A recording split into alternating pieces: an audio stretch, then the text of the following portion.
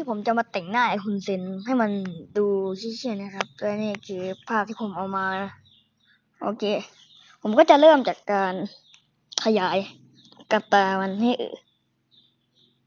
มึงอาจที่ไหมเชี่ยตัวการ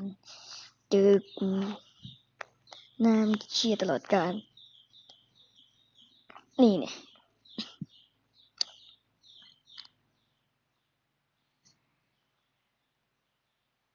นี่นะครับนี่นะครับนี่นะครับนี่นะครับนี่ตอนนี้ก็นะก็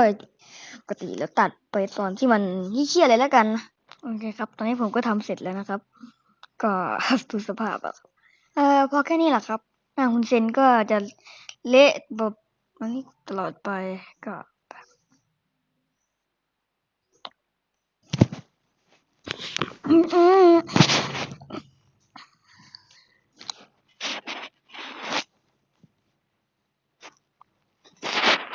But it's so impossible.